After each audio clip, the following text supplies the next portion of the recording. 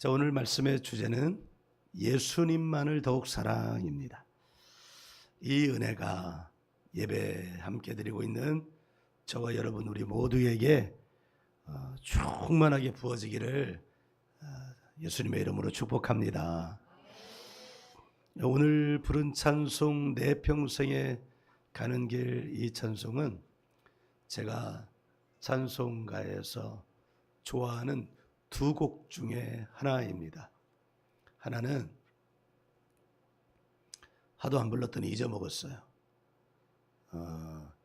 이 찬송이에요. 십자가를 질 수 있나 주가 물어 보실 때 죽기까지 따르오리 저들 대답하였다. 이 찬양하고 바로 내 평생에 가는 길, 이 찬송입니다. 신학교에 입학했을 때부터 참 좋아했습니다. 화음을 넣어서 부르면 진짜 좋아요. 그래서 동기들하고 신학교 어느 한 곳에서 찬송가를 펴고 이 찬송을 화음을 넣어가지고 찬송을 합니다. 이 찬송의 앞권은, 화음을 넣어서 찬송할 때 앞권은 내 영혼 후렴, 내 영혼 평안해, 내 영혼 평안해입니다. 저도 우리 성도들하고 온 회중이 함께 이 찬송을 화음으로 함께 할 수 있는 날이 왔으면 참 좋겠습니다. 그런데 이 곡의 사연은 참 가슴 아픈 사연이에요. 우리가 인생을 살아가다 보면 좋은 일만 있는 건 아니잖아요. 살아가다 보면 안 좋은 일도 있고, 왜 나에게 이런 일이 라는 생각이 들 만한 참 어려운 일도 있고, 결코 일어나지 말아야 될 일들도 있죠. 그 가운데 하나는 가족을 잃는 것 같은 일들은 결코 일어나지 말아야 합니다. 이 찬송가의 가사를 쓴 분은 미국 사람이에요. 19세기 분인데 호레이스 스패포드라는 분입니다.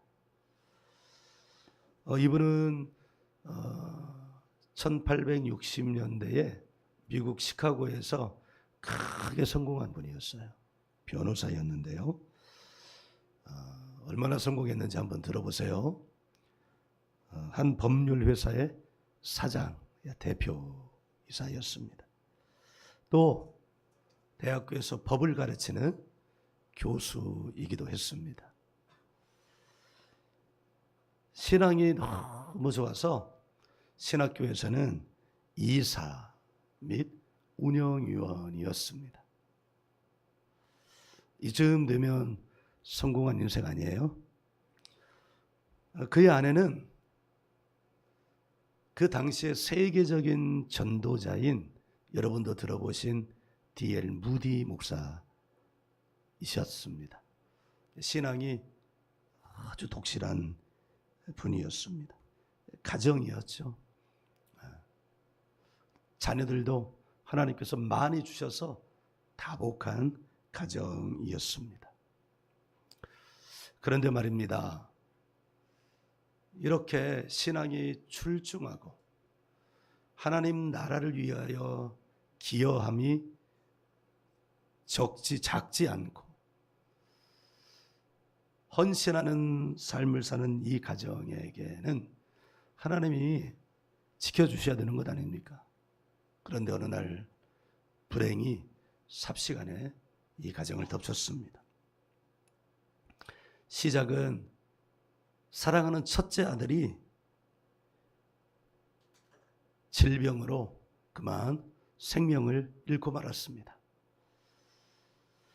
그 다음에 찾아온 고통은 재정이었는데, 그 당시에 부동산에 투자를 했는데 그 부동산이 큰 화재를 만나서 전 재산을 다 잃고 말았습니다. 충격이 이만저만이 아니었을 것입니다. 그래서 그 충격으로부터 벗어나고자 온 가족이 휴식을 취할 곳을 찾았고, 그 방법으로 유럽으로 여행을 가기로 하였습니다. 온 가족이 배를 타고 유럽으로 가게 되었는데, 이 호레이스 스패포드는 남아서 해야 할 일처리가 있어서 가족을 먼저 태워 보냈습니다. 그런데 이게 웬일입니까? 대서양 한가운데에서 백길이 충돌하는 일이 일어났고, 그 충돌로 말미암아 이 가족들이 탄 배는 침몰을 하고 말았습니다. 가까스로 아내만 생명을 건지게 되었고, 내 딸은 그만 생명을 잃고 말았습니다. 스패포드는 겨우 살아남은 아내를 만나기 위해서 급하게 배를 타고 대서양을 건너게 되었는데, 그가 탄 배 선장이 스패포드에게 어느 한 지점을 지나면서 이렇게 말을 했습니다. 지금 우리가 지나가고 있는 이곳은 바로 선생님의 따님들이 잠긴 곳 위를 지나가고 있습니다. 차라리 말을 하지나 말걸. 그 이야기를 들은 스패포드는 그만 무너지고 말았습니다. 그는 사람들의 눈을 피해 선실로 들어갔고 밤새 하나님께 부르짖었습니다. 주님, 누구보다도 주님을 사랑하시는 것을 아시지 않습니까? 어째서 저에게 이토록 큰 시련을 주십니까?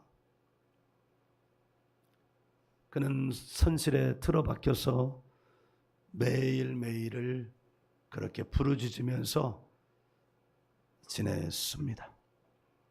사람들이 크게 걱정을 했겠지요. 마치 그 옛날 성경에 기록된 욥과 같이 그는 어쩌면 욥이 그 고통을 못 이겨서 자기의 태어난 날을 저주하였던 것처럼 그렇게 자기를 저주했을지도 모르겠습니다. 그런데 그렇게 울면서 부르짖으면서 기도하면서 시간을 보내고 있던 어느 때 스패포드 변호사의 마음속에서 한 마음이 저 밑에서부터 올라오는 것을 경험하게 됩니다. 저 배 아래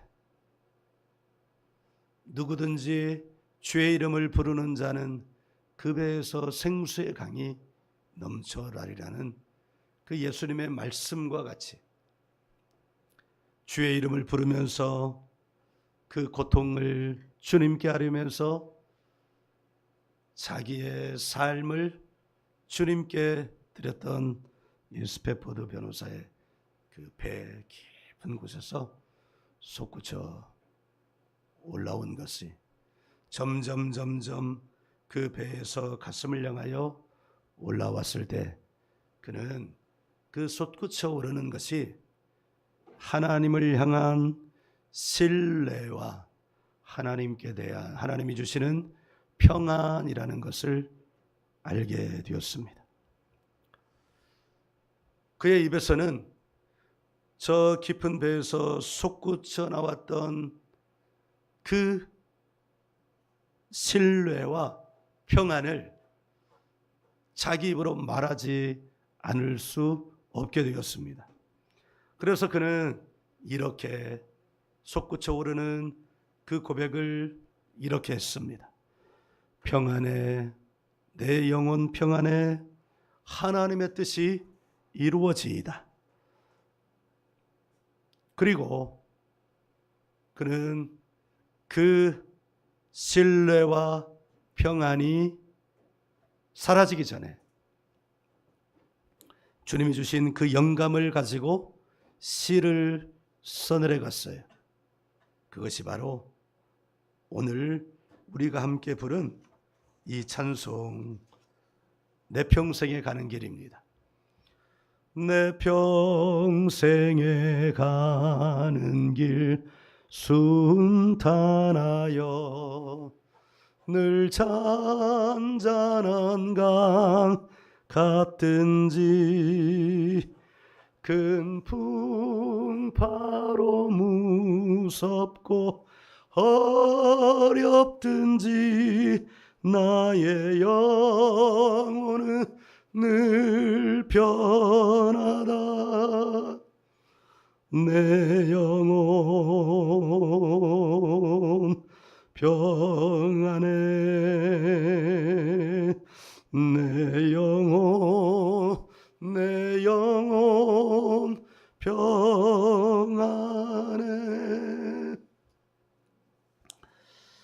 누가 이분의 마음을 알겠어요? 우리의 믿음은 그저 평탄한 인생의 삶 속에서 드려지는 고백이 아니라 비록 우리의 삶에 이해할 수 없는 고난이 온다 할지라도 그 고난 가운데에서도 하나님을 바라볼 때 하나님이 자기를 바라봐 주시는 그 만남을 통하여 얻는 믿음인 줄 믿습니다. 욥기는 그런 하나님의 뜻에 가장 대표적인 성경이죠. 욥은 동방에서 소문난 사람이었습니다. 세상의 시각으로는 부자로 소문이 났어요.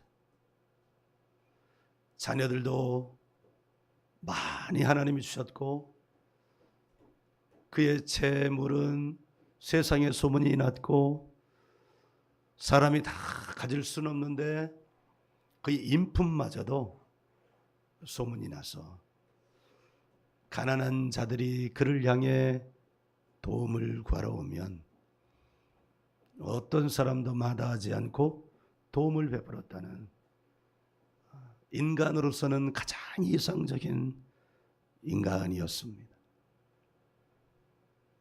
그가 죽을 때까지 이 복이 그를 떠나지 않을 것만 같았습니다. 그런데 말입니다. 이렇게 하나님을 경외하는 사람이 잘 되는 것을 시기하고 미워하는 존재가 있습니다. 사단입니다.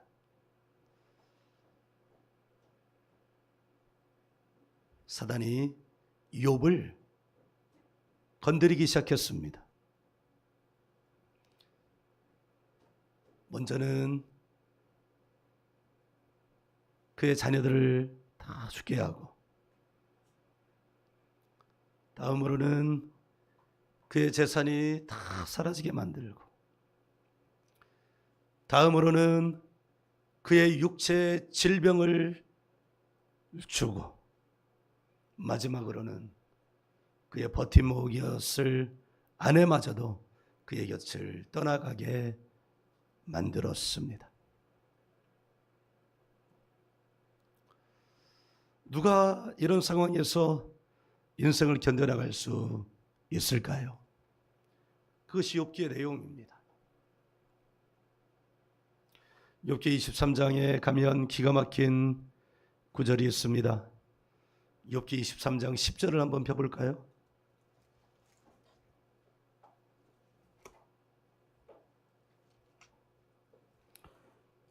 욥기 23장 10절,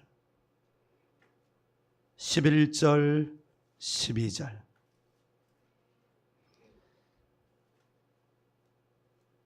같이 읽어요. 10절부터 15절까지, 14절까지 같이 읽어요. 그러나 내가 가는 길을 그가 아시나니 그가 나를 단련하신 후에는 내가 순금같이 되어 나오리라. 내 발이 그의 걸음을 바로 따랐으며 내가 그의 길을 지켜 치우치지 아니하였고 내가 그의 입술의 명령을 어기지 아니하고 정한 음식보다 그의 입의 말씀을 귀히 여겼도다. 그는 뜻이 일정하시니 누가 능히 돌이키랴. 그의 마음에 하고자 하시는 것이면 그것을 행하시나니 그런즉 내게 작정하신 것을 이루실 것이라. 그의 이런 일이 그에게 많이 있느니라. 아멘. 너무나 큰 고통이에요. 23장 1절 보면 오늘도 내게 반항하는 마음과 근심이 있나니 내가 받는 재앙이 탄식보다 무거움이랴. 욥도 이 고난 앞에서 반항하고 근심하는 마음이 있어요. 이 인간입니다. 사단은 우리의 마음이 이 반항과 근심에 지배당하도록 계속해서 우리 옆에서 부채질을 합니다. 그런데 하나님은 우리 곁에서 그의 사랑하는 자녀가 반항과 근심에 붙잡히지 않고 하나님을 붙잡기를 원하십니다. 하나님을 붙잡고 하나님을 향한 신뢰를 붙잡고 그 길을 걸어가면 그 길 끝에는 반드시 밝은 빛의 나날들이 하나님께서 그를 위하여 준비하신 여호와 이레가 있기 때문이거든요. 그 어두운 터널은 그가 걸어가야만 하는 것입니다. 왜냐하면 하나님께서는 우리를 아무 힘이 없는 의존형 인간이 아니라 어떤 고난이 와도 그 고난 배후에서 우리를 넘어뜨리려고 하는 사단과 싸워 이기는 능력의 사람이 되게 하기 위하여 우리를 강하게 단련시키시는 하나님이시기 때문입니다. 욥은 이렇게 고백하잖아요. 내가 가는 길을 그가 아시나니. 지금 내가 그 사랑하는 자녀도 다 죽고 세상에서 그렇게 귀하게 여기는 재산도 다 사라지고 몸이라도 건강하면 그 몸 가지고 일이라도 할 텐데 그 몸마저도 질병으로 허덕이게 만들어서 아무 일도 할 수 없는 결코 인생의 소망이 보이지 않는 그 길을 내가 걸어가고 있지만 그러나 하나님은 내가 이 길을 걸어가고 있는 나를 아신다. 그 고난의 끝에는 반드시 내가 그 고난을 견뎌나가면 하나님은 나를 순금과 같은 존재로 일으켜 세우실 것이다 라는 고백입니다. 우리가 종교 교자 붙여서 기독교라고 이름하는 우리가 믿는 대상은 결코 종교라는 이름에 갇혀져 있지 않은 하나님은 하나님의 자녀들이 이렇게 일어나기를 원하시는 줄 여러분 믿으시길 간절히 바랍니다. 감사하게도 욥은, 저는 이 말씀이 참 좋더라고요. 14절이요. 저는 몰랐을 때는 10절이 좋았거든요. 그런데 14절이 너무 좋더라고요. 14절 같이 한번 읽어보십니다. 시작. 그런즉 내게 작정하신 것을 이루실 것이라. 이런 일이 그에게 많이 있느니라. 할렐루야. 네, 이것이 욥의 믿음이었습니다. 이 고백은 지금 어느 때 하고 있느냐면, 그에게 임한 이 고통, 고난, 말로 다 할 수 없는 형극의 삶의 정중앙에 사는 거예요. 왜 정중앙인 줄 아느냐? 욥기 전체 분량의 정중앙에서 지금 이 말씀을 하고 있기 때문이에요. 안도연이라는 시인이 있습니다.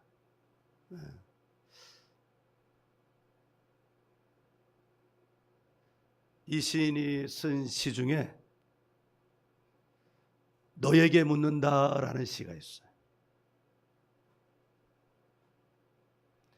연탄재 함부로 발로 차지 마라. 너는 누구에게 한 번이라도 뜨거운 사람이었느냐. 자기를 태워서 다른 이를 밝히는 그 연탄재를 바라보면서 그는 삶의 진리를 발견해냈습니다. 연탄재가 자기를 태우는 것은 사실은 손해보는 일이에요.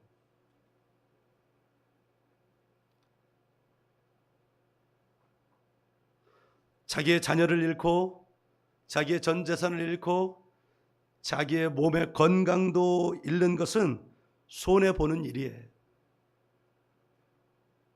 그런데 욥은 안다는 거예요. 내가 손해보는 이 길을, 내가 받은 이 손해 때문에 내가 이 인생의 길, 이 믿음의 길에서 탈선하지 않는다면 도리어 그분을 바라보고 그분의 계획을 알고 그분의 뜻을 붙잡고 그분을 바라보면서 그 길을 걸어가면 나는 이전과는 전혀 다른 사람이 될 거야. 하나님은 나뿐만 아니라 이런 일들을 많이 행하셨어. 여러분도 그걸 알기를 간절히 바랍니다. 내게 작정하신 것을 이루실 것이라. 어떤 작정이요? 고난을 견뎌 나가면 그냥 나가는 게 아니라 하나님을 향한 믿음을 가지고 그 고난의 터널을 통과하고 나면 자기도 모르게 자는 순금과 같은 그런 멋진 예나 지금이나 화폐 가치는 오르락 내리락 해도 돈 많은 사람들은 뭘 사요? 금을 사잖아요. 금의 가치는 예나 지금이나 같아요. 순금같이 나오리라. 이 말씀은 내 인생의 가치가 이전과는 비교도 할 수 없을 것이라는 말씀이에요. 그래서 그랬을까요? 욥기 42장에서 하나님은 욥에게 감당할 수 없는 축복을 허락하여 주십니다. 그 축복은 딱 2배씩이에요. 재물도 2배, 자녀도 2배. 자녀가 생겼다는 건 아내도 있다는 거 아니에요? 도망간 아내였을까요? 그러진 않았을 것 같습니다. 오늘 우리가 함께 읽은 이 말씀 7절을 함께 보시면, 그러나 무엇이든지 내게 유익하던 것을 내가 그리스도를 위하여 다해로 여길 뿐더러. 여기 2 단어가 대비가 됩니다. 유익, 해. 유익이라는 말은 이익이라는 말입니다. 해라는 말의 헬라어 단어의 본래 뜻은 손해라는 말입니다. 지금 사도 바울은 자기가 예전에 가졌던 그 모든 자기 인생을 세상 가운데서 이익을 가져다 주었던 것을 다 버렸다는 거예요. 그리고 세상의 가치로 보면 그게 자기에게 손해라는 거예요. 그런데 그 앞에 손해로 여기게 된 그 목적이 있다는 거예요. 누구를 위하여? 예수 그리스도를 위하여 내가 이익되는 것을 손해로 버렸다. 할렐루야. 이것이 성경의 비밀입니다. 이것이 하나님 나라의 비밀입니다. 이것이 믿음의 비밀입니다. 8절을 보십시오. 또한 모든 것을 해로 여김은, 그 해라는 말은 어떤 말이라고 그랬어요? 손해라는 말이었어요. 내가 모든 것을, 그러니까 여기 이 단어 한 단어가 참 중요하다고 그랬어요. 그래서 내가 어떤 것을 해로 여김은, 손해로 여김은 이렇게 말씀하지 않았어요. 어떻게 해요? 내가 모든 것을. 이 말씀이 엄청난 말씀. 내가 모든 것을 손해로 여김은 내 주 그리스도 예수를 아는 지식이 가장 고상하다. 이 고상하다는 말의 원래 뜻은 탁월하다입니다. 탁월하다.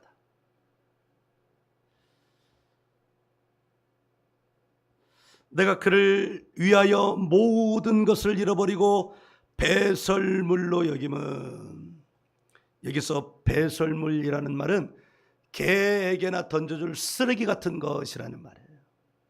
그러니까 하찮은 것이라는 거죠.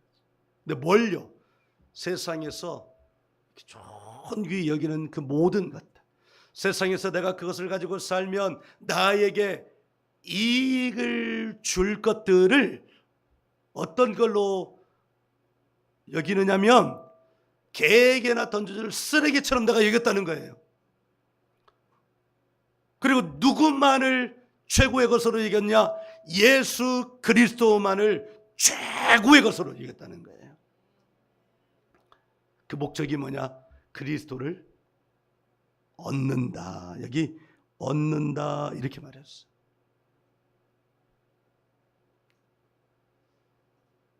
사도 바울은 고린도 교회에 보낸 편지에서 또 이렇게 표현합니다.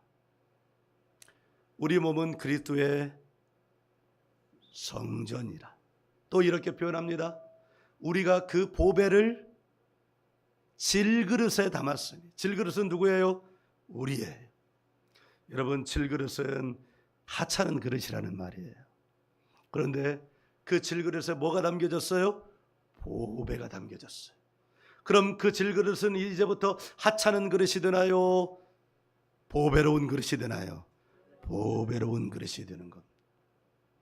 사도 바울이 자기를 바라보면서 예수를 가진, 예수를 얻은 그 은혜를 그렇게 계속해서 표현합니다. 그래서 그랬을까요? 제가 우리 친구들에게도 자주 말하고 우리 예배에서도 가끔 말했는데, 그래서 그랬을까요? 아마 그래서 그랬을 것이라고 저는 굳게 믿습니다.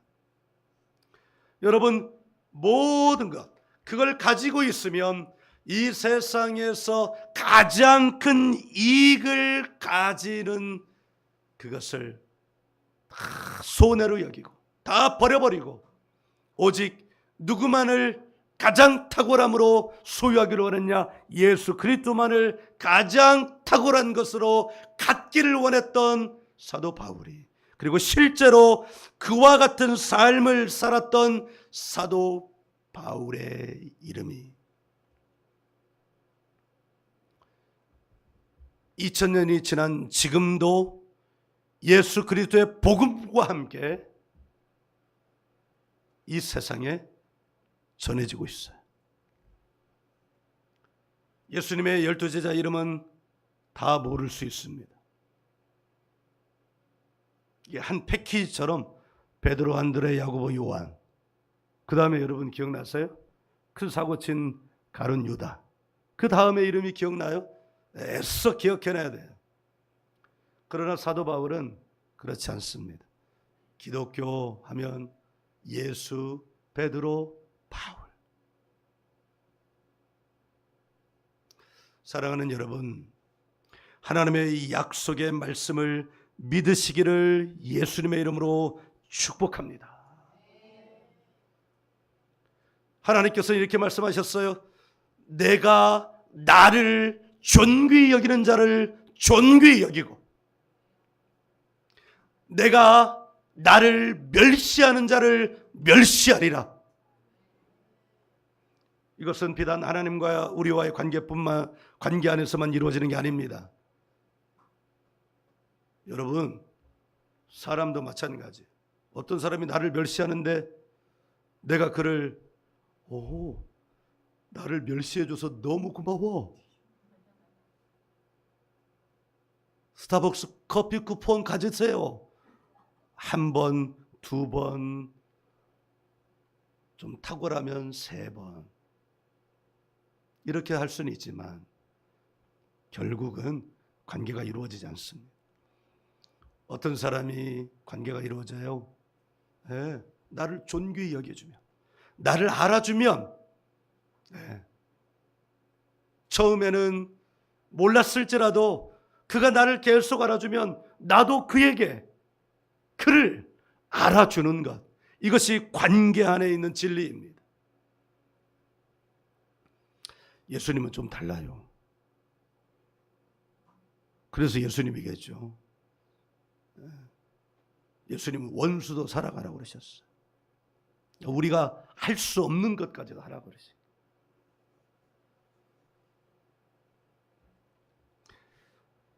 우리는 세상에 속한 것을 잃어버리는 것을 두려워합니다. 저를 포함해서 자식 잃어버리는 것, 이보다 더 큰 고통 없습니다. 재물 잃어버리는 것, 하늘이 무너지는 것 같습니다. 심지어 자존심 구겨지는 것, 진짜 그것은 미칠 일입니다. 그런데 여러분, 성경은 말해요. 바로 그 마음이 하나님 나라를 위협하는 것이라고요. 하나님은 하나님 나라 안에 모든 것을 다 주셨다는 것을 여러분 알기를 간절히 바랍니다. 고린도후서 6장을 한번 펴보십시오. 고린도후서 6장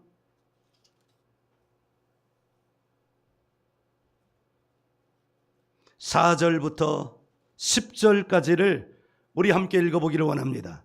고린도후서 6장 4절부터 10절 찾았으면 아멘. 함께 읽습니다. 오직 모든 일에 하나님의 일꾼으로 자천하여 많이 견디는 것과 환난과 궁핍과 고난과 매맞음과 갇힘과 난동과 수고로움과 자지 못함과 먹지 못함 가운데서도 깨끗함과 지식과 오래 참음과 자비함과 성령의 감화와 거짓이 없는 사랑과 진리의 말씀과 하나님의 능력으로 의의 무기를 좌우에 가지고 영광과 욕됨으로 그러했으며 악한 이름과 아름다운 이름으로 그러했느니라. 우리는 속이는 자 같으나 참되고 무명한 자 같으나 유명한 자요 죽은 자 같으나 보라 우리가 살아있고 징계를 받는 자 같으나 죽임을 당하지 아니하고 근심하는 자 같으나 항상 기뻐하고 가난한 자 같으나 많은 사람을 부유하게 하고 아무것도 없는 자 같으나 모든 것을 가진 자로다. 아멘. 4절부터 5절 보면 아무도 이런 일을 당하고 싶지 않아요. 그런데 이 일이 하나님의 일꾼됨을 인하여 당하는 일이에요. 예수 그리스도를 얻음으로 인하여 당하는 일이에요. 우리는 그 일을 당하고 있습니까? 우리 교회는 안 당하고 있어요. 안 나가니까 안 당해요. 저부터요. 하나님께 참 죄송한 일입니다. 그런데요, 이 일을 하나님을 위하여 당하는 자들에게 하나님이 주시는 반전이 있습니다. 영원히 그 길 위에 있지 않게 하십니다.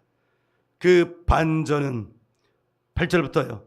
우리는 속이는 자 같으나 참되고 무명한 자 같으나 유명한 자요 죽은 자 같으나 보라 우리가 살아있고 징계를 받는 자 같으나 죽임을 당하지 아니하고 근심하는 자 같으나 항상 기뻐하고 가난한 자 같으나 많은 사람을 부유하게 하고 아무것도 없는 자 같으나 모든 것을 가진 자로다. 할렐루야. 사랑하는 여러분, 우리의 마음과 삶과 입술에 고백하려서 예수 그리스도를 얻는 것이 모든 것을 가진 것보다 더 좋다고 더 유익하다고 고백하는 저와 여러분이 되기를 간절히 원합니다.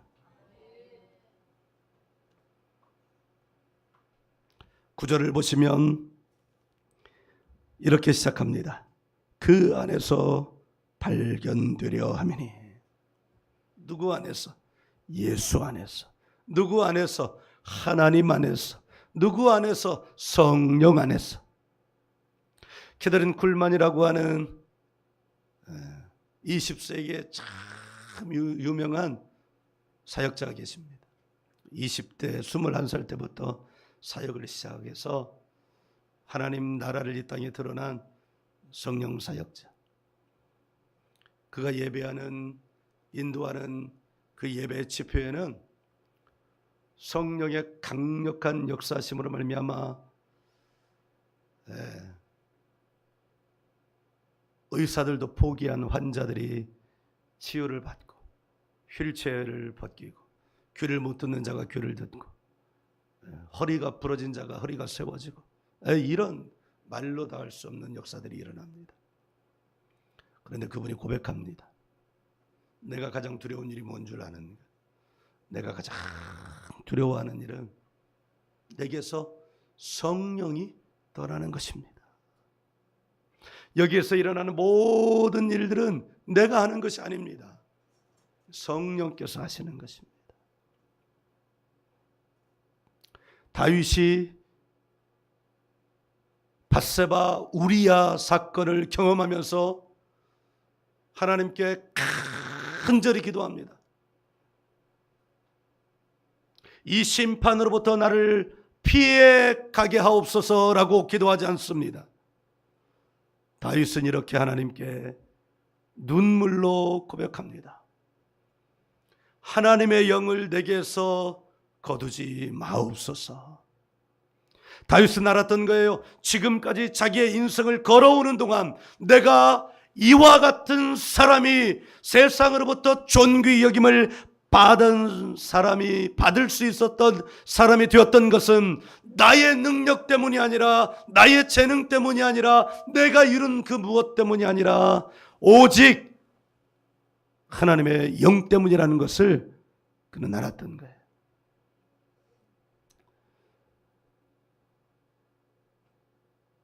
오늘 우리가 함께 읽은 말씀 위에 보면 빌립보서 3장 3절은 이렇게 시작합니다. 하나님의 성령으로 봉사하며. 사도 바울도 고백하고 있는 거예요. 성령이 아니시면 내가 하고 있는 모든 것이 아무것도 아니라고 말하고 있는 거예요. 자기가 매를 맞은 것도, 자기가 고난당한 것도, 자기가 배에 빠져 죽을 뻔한 것도 아무것도 아니라는 거예요. 우리의 믿음도 마찬가지입니다. 저도 성령의 은혜 안에 이렇게 계속 있으면서 그 말씀을, 그 진리를, 그 성경을 다 깨닫게 돼요. 성령이 아니시면 목사로서 존재하는 것이 아무것도 아닙니다. 성경을 이야기한들, 목회를 이야기한들, 영혼을 안타깝게 여긴다 한들 성령이 없이는 그것이 단지 인간애로 인류애에 불과하다는 것, 또는 직업적 의식이라고 하는 것을 말하지 않을 수 없어요. 만일 교회를 다닌다면서도, 예수를 믿는다면서도 성령 안에 여러분이 있지 아니한다 하면 여러분은 껍데기에 불과하다는 것을 여러분 알기를 간절히 바랍니다. 성령 안에 있을 때 비로소 성령의 음성을 듣게 되고 성령을 향한 간절한 기름 부으심을 사모하게 되고 그 기름 부으심 안에 있을 때야 비로소 하나님 나라를 살아갈 수 있기 때문입니다. 오늘날 현대 한국 교회가 바로 이것을 잃어버렸습니다. 근근히 그 역사가 일어나는 교회와 사역자들이 있긴 하지만 한국 교회의 메인스트림 안에 있다는 교회들이 자랑하는 것이 무엇입니까? 우리 교회는 건물이 커, 우리 교회는 목사님이 유명하셔, 우리 교회는 사람들이 많아.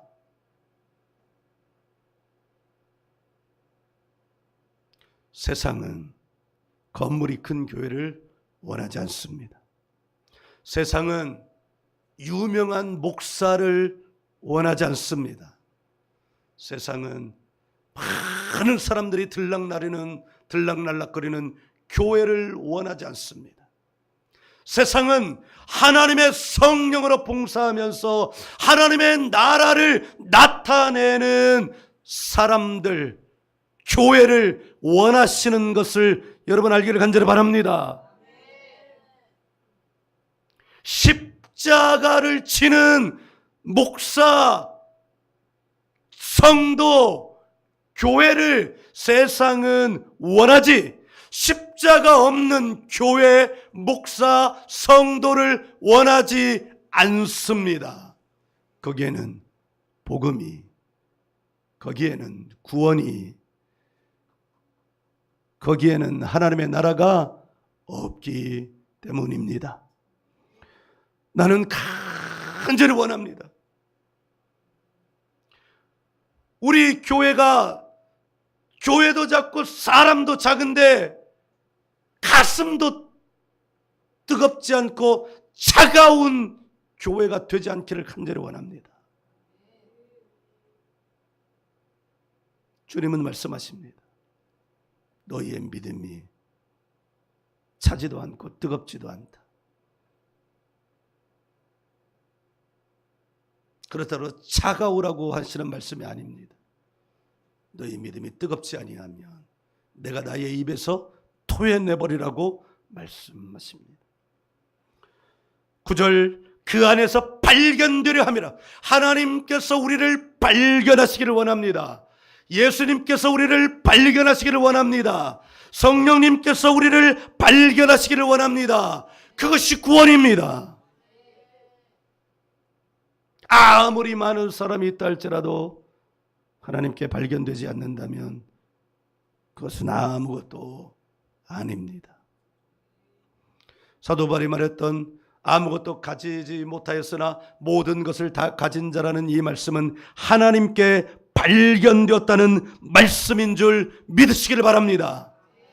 하나님께 발견되는 인생이어야, 예수님께 발견되는 인생이어야, 성령님께 발견되는 인생이어야 그 인생이 복된 인생입니다. 그래야 구원 받습니다. 마태복음 11장에는 감옥에 갇힌 세례 요한 이야기가 나옵니다. 이어서 회개의 선포가 나옵니다. 이어서 하나님의 심판이 선포됩니다. 나아가서 그 심판과 고통은 소돔 땅이 당했던 고통보다 훨씬 더 크다고 말합니다. 소돔 땅이 어떤 고통을 당했어요? 불에 탔고 도시가 사라졌습니다. 11장의 말씀은 차지도 뜨겁지도 않은 교회, 그러니까 뜨겁지 않은 성도에게 주시는 하나님의 심판의 말씀입니다. 그런데 여러분, 거기서 그치지 않고 마지막에 예수님은 그 심판받을 인생들에게 이렇게 자비로운 말씀을 더하여 주십니다. 마태복음 11장 28절부터 30절까지를 찾아보세요. 우리 주님이 우리에게 얼마나 가장 좋은 것을 주시기를 원하시는지를 여러분이 아셨으면 좋겠습니다. 마태복음 11장 28절부터 30절까지 말씀 우리 함께 읽습니다. 시작. 수고하고 무거운 짐진 자들아 다 내게로 오라. 내가 너희를 쉬게 하리라. 나는 마음이 온유하고 겸손하니 나의 먹이를 내게 배우라. 그리하면 너희 마음이 쉼을 얻으리니 이는 내 먹이는 쉽고 내 짐은 가벼움이니라 하시니라. 오늘 이 말씀이 저와 여러분에게 이루어지기를 예수님의 이름으로 축복합니다. 가족을 모두 이런 슬픔과 고통 속에서 누가 울지 않겠습니까? 누가 부르짖지 않겠습니까? 누가 그 고통을 알 수 있겠습니까? 아무도 스페포드 변호사의 그 고통을 알 수 없습니다. 그런데 오늘 주님께서 우리에게 말씀하십니다. 수고하고 무거운 짐진 자들아, 누구든지 사람이 감당할 수 없는 고통을 가지고 있는 그 누구든지 다 내게로 나오라. 그리하면 너희가 쉼을 얻겠다. 마음의 고통을 가진 자들아 다 내게로 오라. 그리하면 너희 마음이 쉼을 얻겠다. 이것은 무슨 말이에요? 네가 나에게 발견되었다는 거예요. 네가 하나님께 발견되었고, 네가 예수님께 발견되었고, 네가 성령님께 발견되었다. 바로 이 말씀입니다. 우리의 삶의 문제를 주님께 가지고 나오면 하나님의 의가 임하고, 하나님의 거룩이 임하고, 하나님의 치유가 임하고, 하나님의 형통이 임하고, 결정적으로 구원의 증거인 하나님의 영원한 생명이 임하는 것을 말씀하고 계시는 거예요. 이 말씀을 줄여서 표현하면, 즉 사도 바울은 나는 예수님만을 사랑해요, 이 말입니다. 그런데 예수님만을 사랑했더니 모든 것이 그에게 부어졌습니다. 2000년이 지나도록 사도 바울은 신학 안에서 중요한 주제일 뿐만 아니라 철학 안에서도 중요한 인물이 되어서 세계의 철학적 주제와 평화와 번영을 이루기 위한 철학의 연구자로, 대상자로 남아 있습니다. 무슨 말이에요? 예수를 위하여 모든 것을 다 손해로 여겼더니, 오직 그리스도 안에서만 발견되기를 원했더니, 살아계신 전능하신 우리 하나님께서 그에게 감당할 수 없는 하나님 나라의 복을 주셨다는 것을 말씀하고 계시는 겁니다. 저는 오늘 찬송가 413장의 1절 가사가 너무 좋습니다. 내 평생에 가는 길 순탄하여 늘 잔잔한 강 같은지, 이것은 모든 사람이 원합니다. 그러나 그뿐 아니라 큰 풍파로 무섭고 어렵든지 나의 영혼은 평안해. 나의 영혼은 평안해. 내 영혼은 잔잔해. 이 찬송가 1절이 저와 여러분에게도 이루어지기를 예수님의 이름으로 축복합니다. 할렐루야.